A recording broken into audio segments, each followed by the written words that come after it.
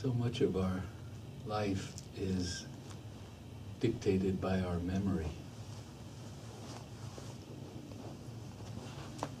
What we remember of experiences that we had shapes how we experience the moment that we're living in. And we don't realize that our memory, our daily memory, is very limited. And if we don't work with our memory, it stays in a very narrow spectrum. And that spectrum actually gets even narrower. So, what the mystic tries to do is to use memory to create a different experience of the present moment and to create a different future. Certainly the future comes out of the present. And I often think, being in the position of sitting up here, or sitting up in front of somewhere usually, you know, for whatever reason I have this chair. What can I really offer that could change people's lives? Otherwise, we just live the same old habit pattern that we've started with and just keep chugging along with that. And then we die. So what can we do? What can we really do that can change our life? And the one thing we can do is work with our memory. There's a few other things we could do. But tonight, let's just stay with the one, which is memory.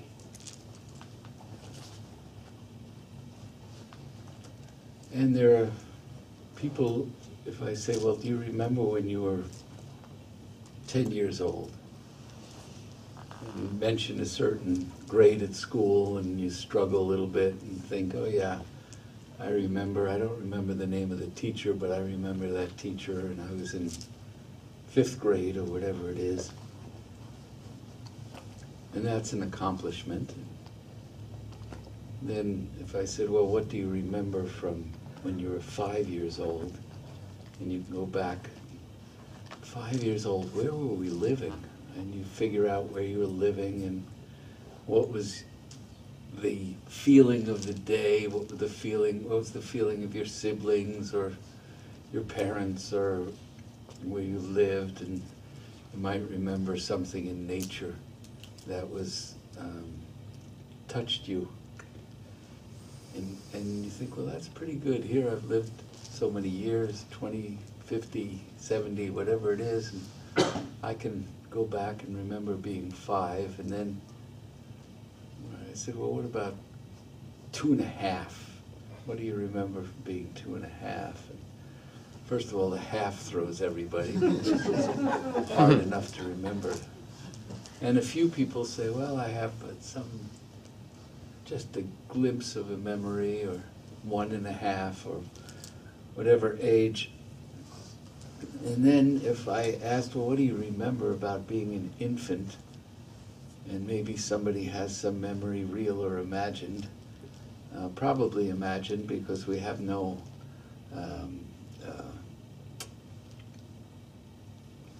nothing to gauge that memory against. So we imagine what we would have felt like as a 1-year-old or 6-month-old, but we do it with this particular mind pattern, and usually it's not real.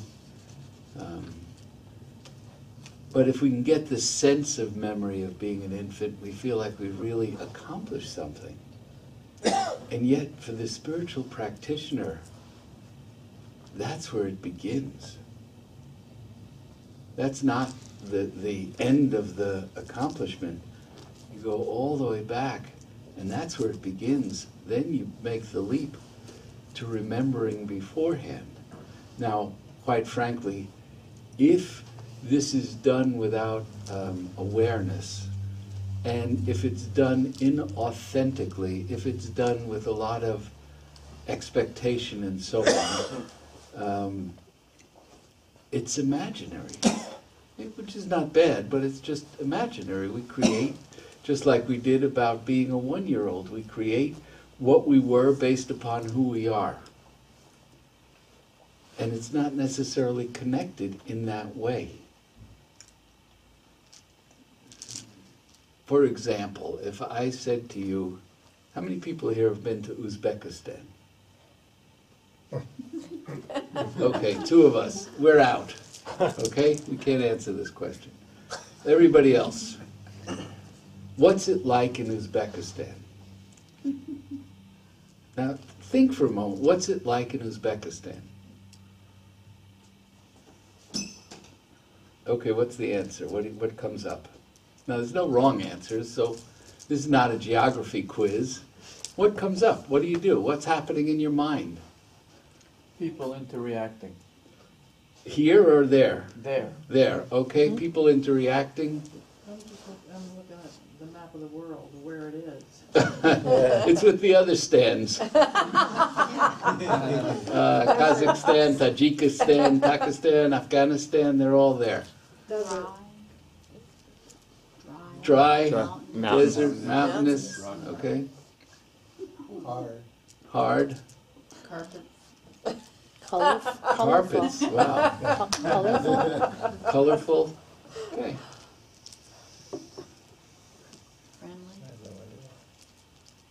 No idea, that's a good one, right? What's it like? You were there. I couldn't even tell you what New York was like, even though I grew up there. No, I mean that. I mean, but it is dry. It is mountainous. The people are friendly. It's the diversity of peoples is remarkable, and a lot of them look like they've come out of the pages of National Geographic because they're still wearing traditional clothing. Okay. Now, what's it like? I have no idea.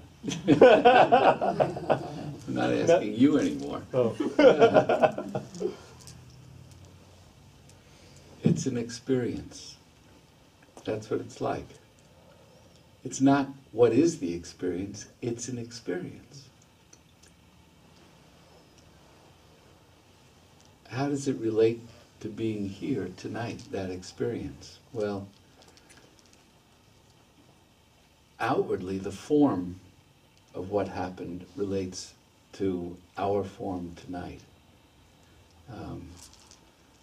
I could tell you what the buildings look like, or the people, or the cars and so on, but that's not Uzbekistan. The dry is not. The friendliness is not. I mean, that's there, but that's not the essence. I can't tell you what the essence is. And a few thousand years ago, there was this great line when they asked the Buddha about nirvana, and he said, how can you, and the Hindus said this too, how can you describe the taste of honey to someone who has never tasted anything like that? Well, everybody here, no exceptions, we have in our memory the experience of what it's like before we were born. And that memory is critical for changing our life here. We all have that memory. The downside, of course, is that we take this vessel to hold that liquid. And that liquid is shaped by the vessel that we bring. So the liquid is clear, and yet we bring a vessel and put the liquid in the vessel and say, this is what was. Oh, I know what it was like before I was born. It was like paradise. It was like Brooklyn, it was like whatever. But we bring our forms, and we don't experience what it is like. So as I'm sure you know, we probably wouldn't be sitting here, most of the path, any spiritual path, consists of unlearning. And learning is a breeze. Unlearning is tough. Unlearning means separating our self from our conditioning, separating ourselves from what it's like if you go to another country and you bring your own vessel. I travel in many different countries, and I like to interact with the people, but I always observe the tourists. And I watch some tourists go there and they actually experience the place where they are. Some tourists go there and their form, their vessel, is so powerful that they create Sarasota in the middle of Uzbekistan. And they never see Uzbekistan. You know, you can sit in a restaurant, for example, in the middle of, we can't say Timbuktu anymore because everybody knows where that is these days, I hope. But in the middle of some place, and you can have tourists there, and the one group wants to have spaghetti just the way their grandmother made it, even though there is no pasta in the whole country, and people have no idea what you're talking about. And every group will bring their own form. They want their own taste. They want to recreate what they're familiar with. Very few, really very few, will go and say, feed me. I want to eat whatever you eat. Even if all the books say, don't eat this, if you eat this, I want to eat this because I want to experience it. I'm willing to be sick. I'm willing to really to be sick, to feel what it's like to live here. I'm willing to get on a bus and be sneezed at, you know. I'm willing to do these things because it's worth it to find out what it's like. Why? Because that's a real experience that's already in our consciousness.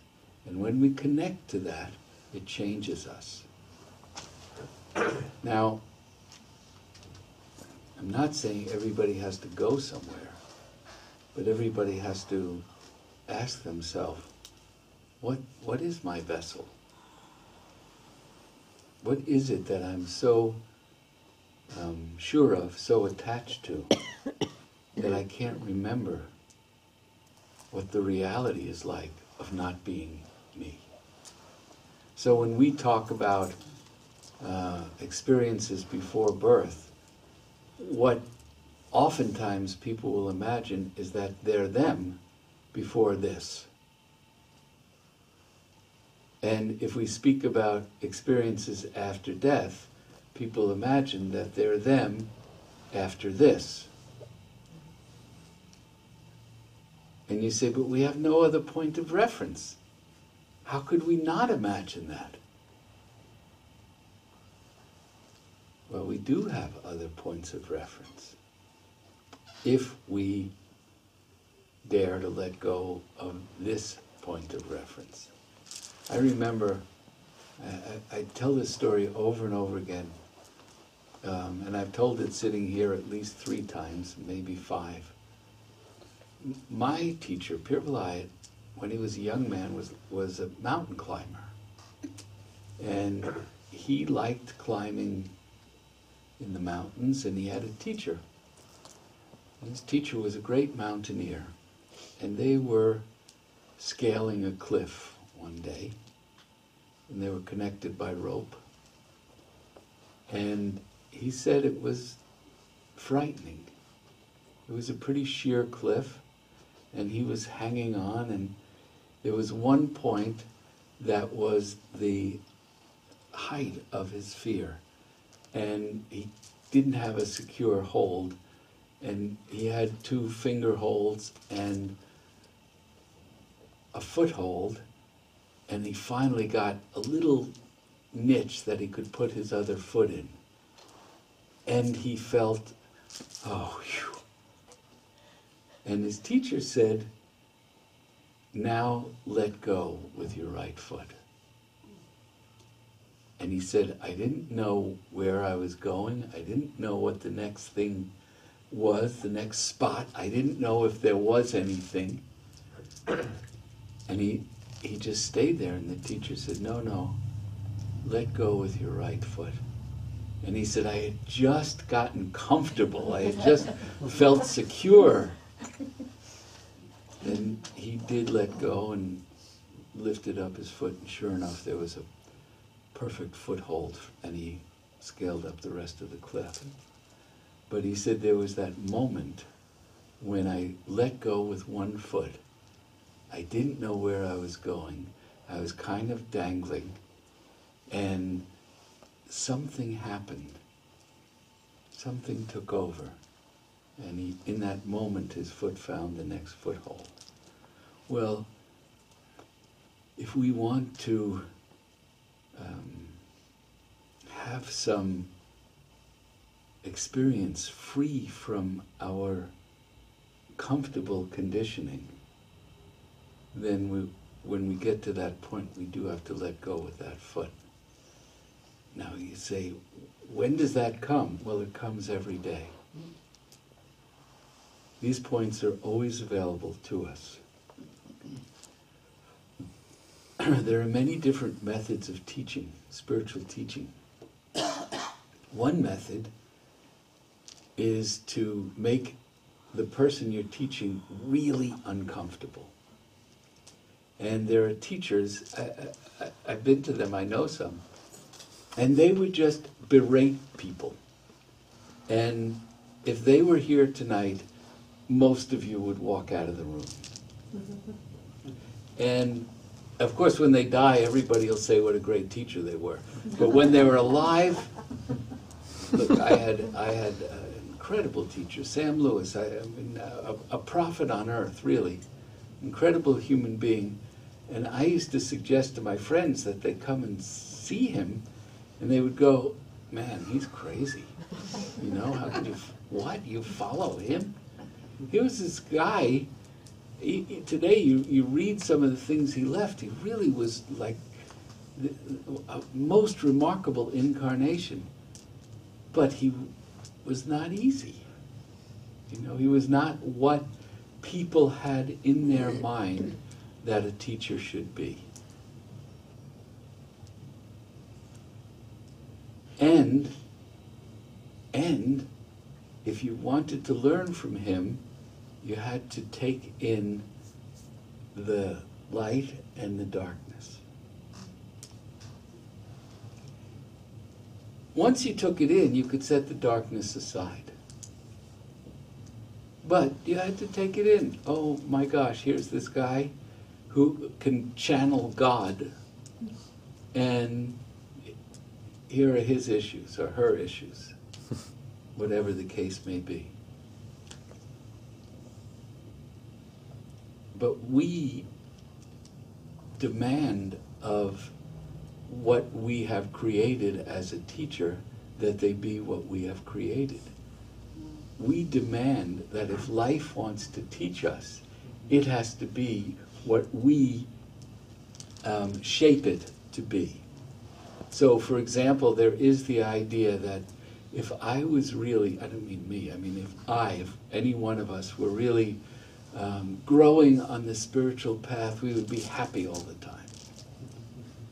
Now, I know teachers who are quite enlightened and go through periods of tremendous depression. And historically, if you know how to read it, you read about the lives of some of the great saints. They went through periods of great depression.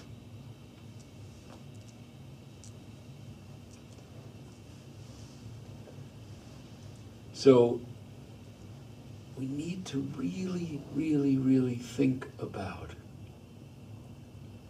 letting go of the lens through which we see our own life. Letting go of these ideals and perspectives that we hold on to as if they are God. They're not.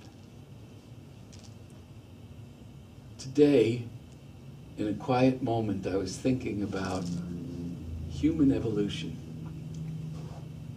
And I was thinking, well, on a scale of 1 to 100, 100 being the most evolved, 1 being the least, as a collectivity on this planet, I know that we're not at 1 anymore. And we're probably passing 5. Maybe we're at 7. We're not at 10. And then I thought, well, we're not at 10, but even if we were at 10, ahead of us is 90 or 900. We're not the end of the line. We're just a point on the line. But should we be able to experience ourself without the limitations of the self, the future, the next 90 points, so to speak, is changed. Because we are remembering the future just like we remember the past. And we're not limiting our memory of the future by our conditioning of what we think it should be. So, if you ask people what the future will be like, they'll give you a different rendition of the present. Whereas if you really look at the last 100 years, not even the last 10,000, but if you look at the last 100 years, it's not just a different version of 100 years ago. Can you imagine 100 years ago something like the internet? Well, you'd have to first imagine computers. Now, there were, Leonardo's and H.G. Wells and people who really could remember the future. But they were rare, and they couldn't communicate with a very large group. Just one language, one culture, one civilization, so on. So what's our dharma? Everybody know what dharma means? We toss this word around.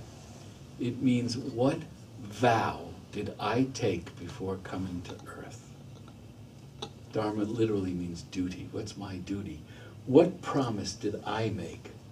Not as this, not looking like this, not knowing which parent I was going to be born to, not knowing squat about reincarnation or God or anything else. What promise did I make? What did I say? Somehow implanted in me is my duty, and I will do my duty, regardless of the form I take or the family I'm born in or the, handicaps I have or assets that I have. What is my dharma? Collectively, our dharma is to remember. Individually, our dharma is to remember.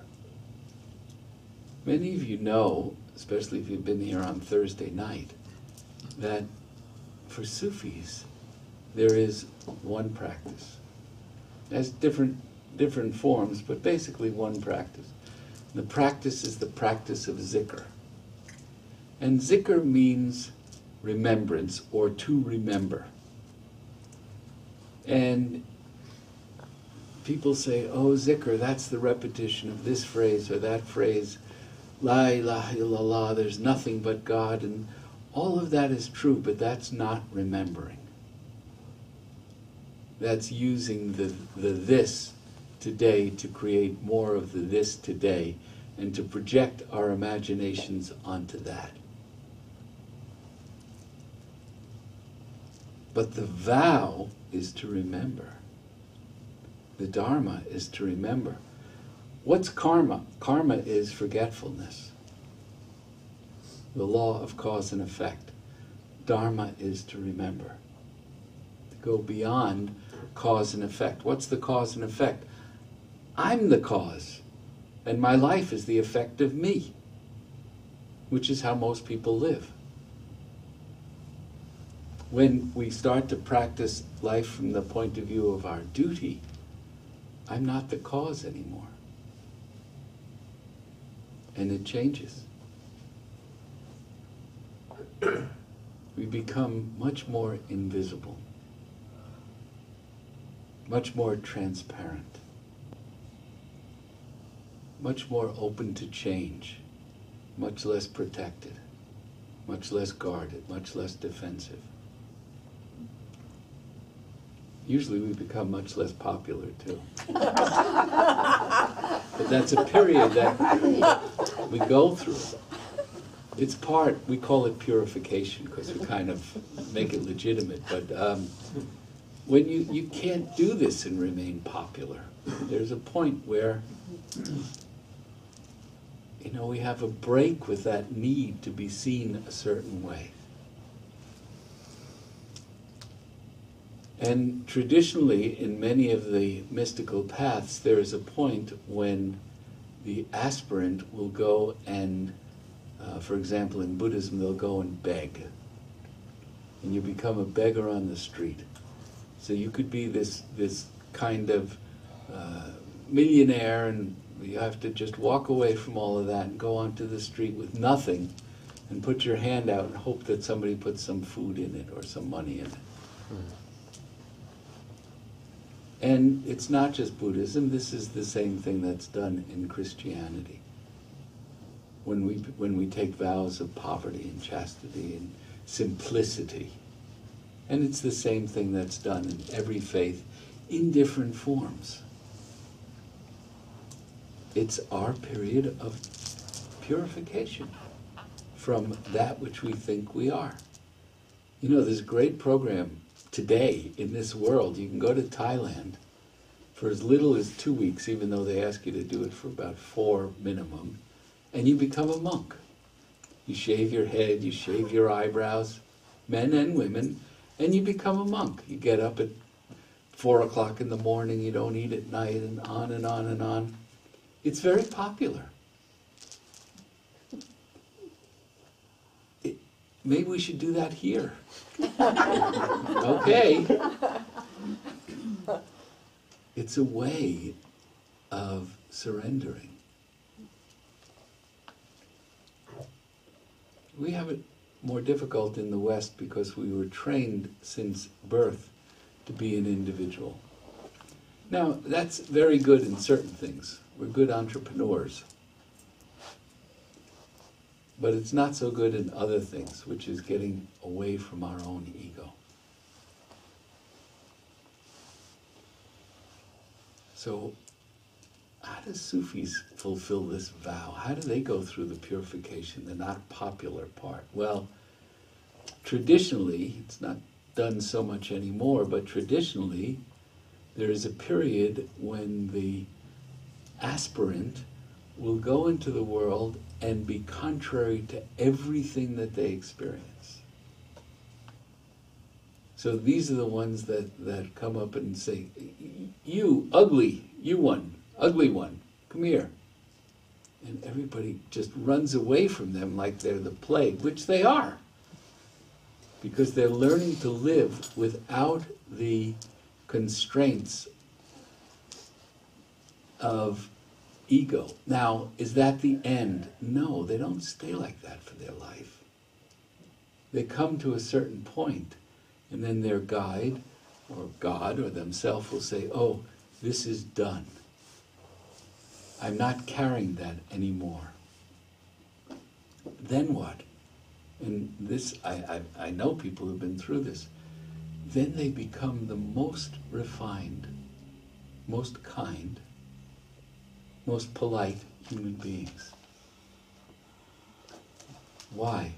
Because it's not just the result of physical birth to the moment anymore that shapes their lives. They're purified of those points of view. And then they become truly kind. You know, His Holiness the Dalai Lama always says, "What's my religion? My religion is kindness." So, when we go through that, then we actually practice zikr. We really practice what it means to remember. Not what I remember as my limited being, but what I experience. And it's not necessarily what we think.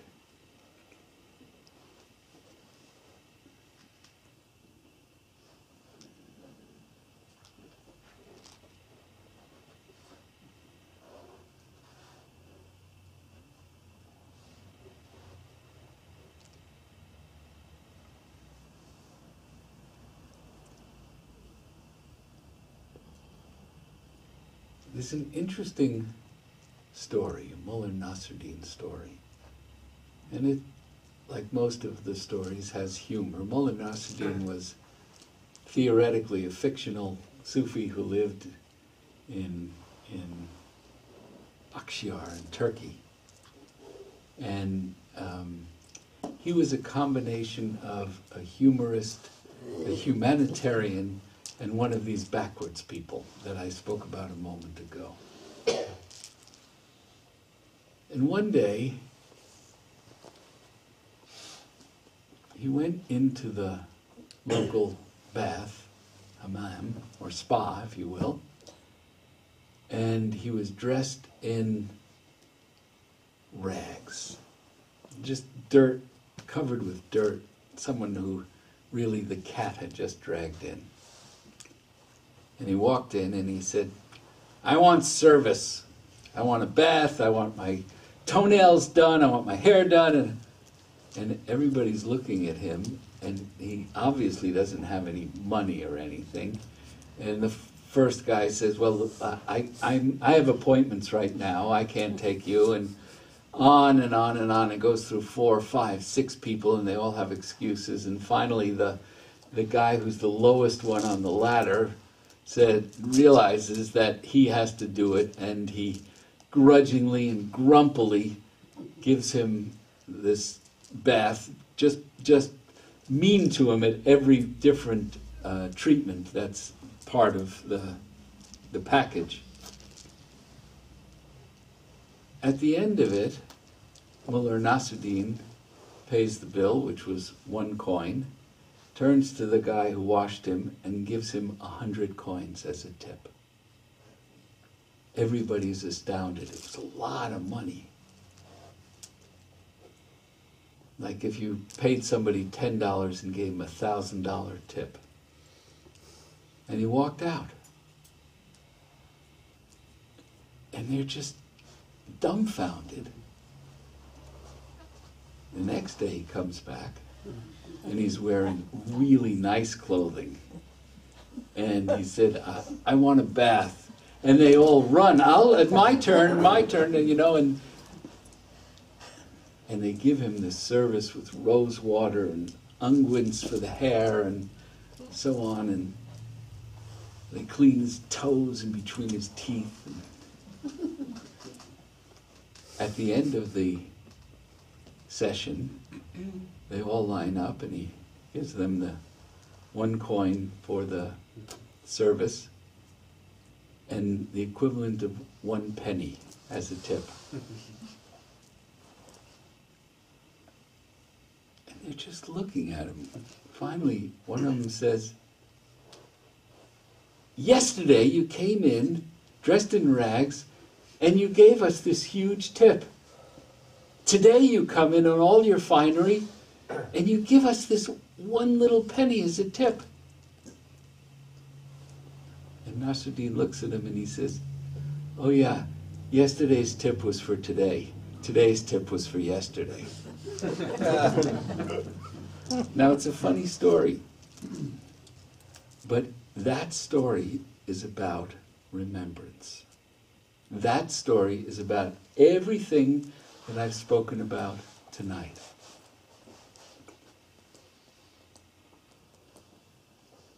Much of what we live in our life is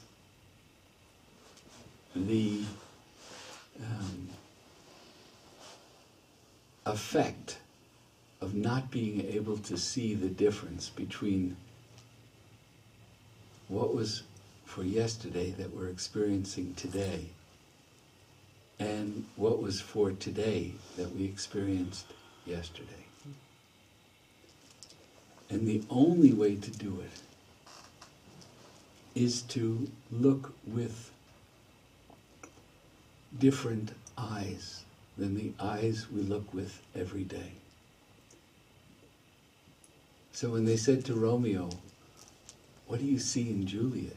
He said, "If you want to see Juliet's beauty, you need to borrow my eyes."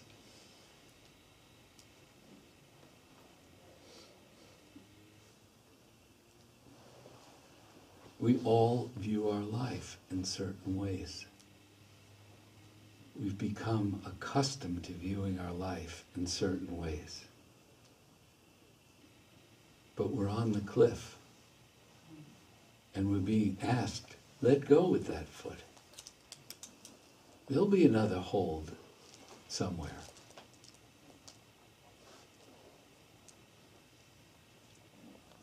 It's just not easy. It's really not easy.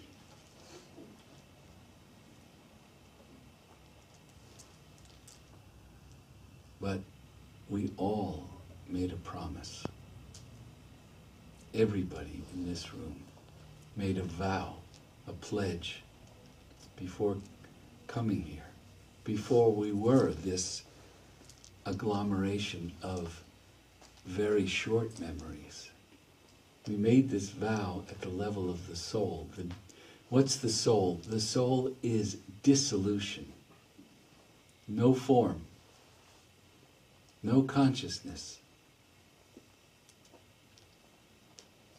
No personality. No ego. Somehow we made this vow. We weren't even we, but we made this vow. We could be living today in the light of that vow. We don't have to be living in the one penny world. We could be living in the $1,000 world. It just depends on how we look at it. I'll tell you another story. Not a Mullah Nasruddin story. It's actually, I think, a Naqshbandi story.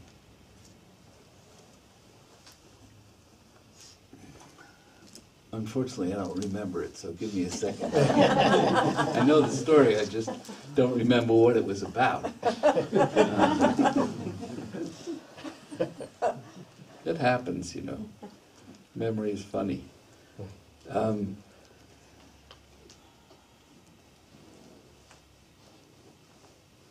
It was just at the start of a war.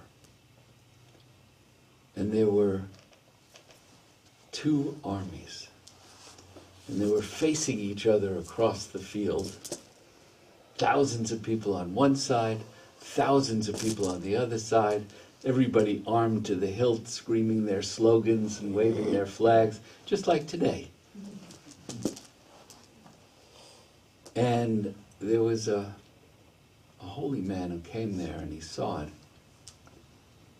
And he knew that if they actually fought, there were going to be thousands of dead people. It was just going to be a bloodbath.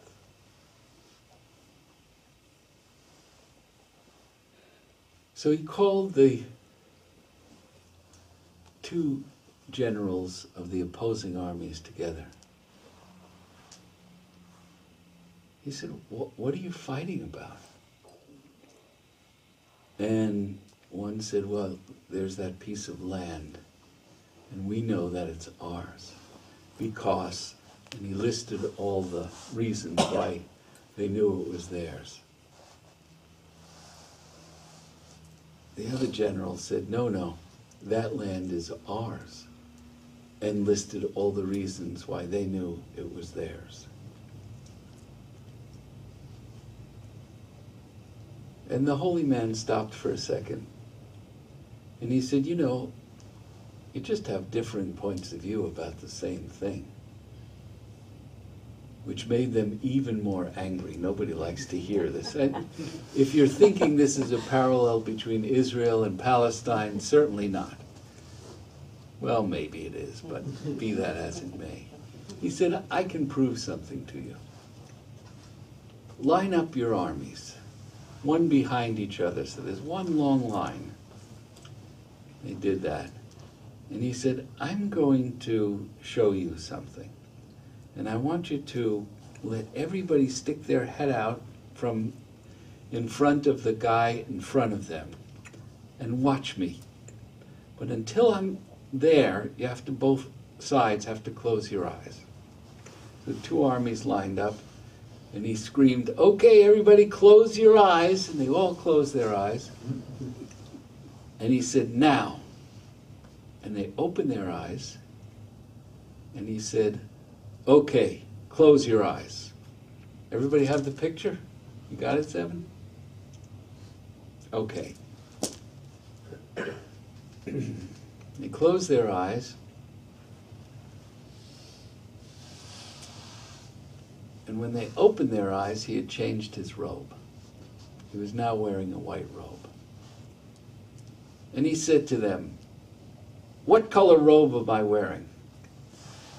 They looked at him like he was crazy, and they said, you're wearing a white robe. And he said, what color robe was I wearing? And everybody who was lined up on one side said, you're wearing a blue robe. And everybody lined on the other side said, no, he was wearing a gold robe. And the blue robe people said, no, he was wearing a blue robe, we saw it. The gold robe people said, well, we saw it too, and it was gold. And they were about to start fighting. The argument got hotter and hotter and hotter. And of course, he took off the white robe, and underneath he had a robe. One side was blue, and one side was gold. That's our life. That's our life. We see the blue and say there's just blue. We see the gold and say there's just gold. And the idea that the robe might have two colors, impossible. We're not ready to see that. But we can. That's what spiritual practice is, prayer is, surrender is. All the disciplines, Tai Chi and yoga, all of them are teaching us just one thing. Be still and know that I am. And there is nothing that I am not. La ilaha illallah. There is nothing but God, the only. There is one being, the eternal being, the only being. Nothing exists but that one being. For everything we know, there's a correspondent experience that we don't know. As long as we learn by cause and effect, we live by cause and effect. So maybe we'll do a little bit of zikr. Is that all right? So if you don't know this, just mumble. There's no right, there's no wrong. Everything is as it should be. La ilaha illallah, la ilaha illallah, la ilaha illallah, la ilaha illallah, la ilaha illallah, la ilaha illallah, la ilaha illallah, la ilaha illallah. So this side will start, you'll say it out loud 4 times like we just did. This side will listen. This is the blue team, this is the gold team. After the blue team says it 4 times, then the gold team will respond by saying it 4 times. Here's the rules. You can be self-conscious if you wish, or you cannot be self-conscious if you wish. It is your choice. Blue team, you ready?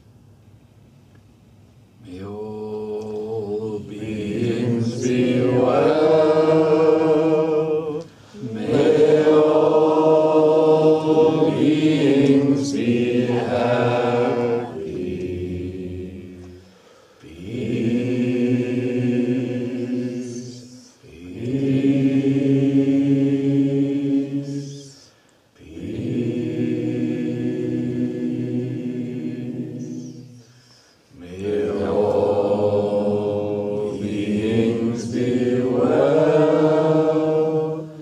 May all beings be happy. Peace, peace,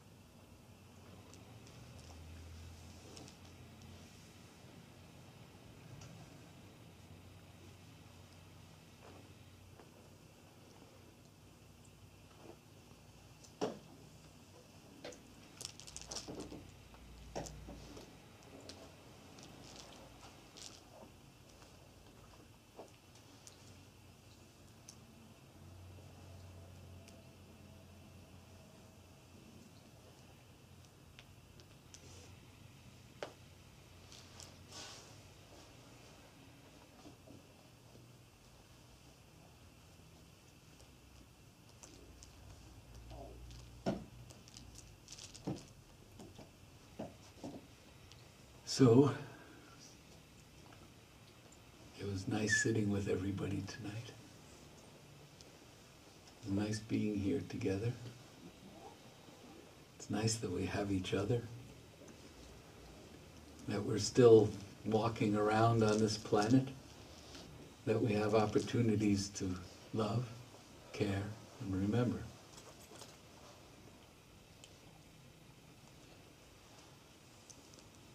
There's a lot of planets out there, and a good number of them are Earth-like, but we're on this one. So we should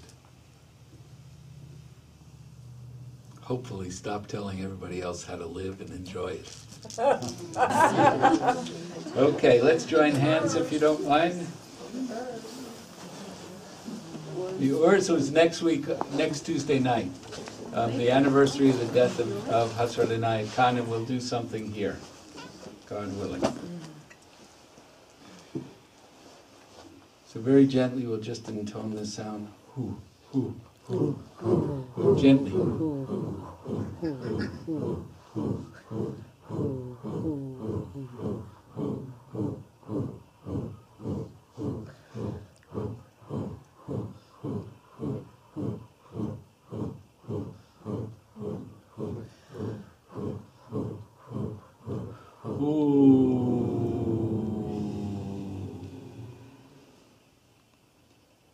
And take a moment to receive actual blessing.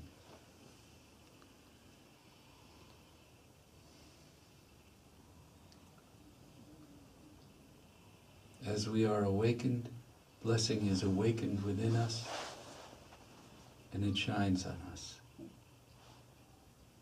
Doesn't matter if we think we're a good person or a bad one. The light shines, the light of blessing, actual grace, life itself.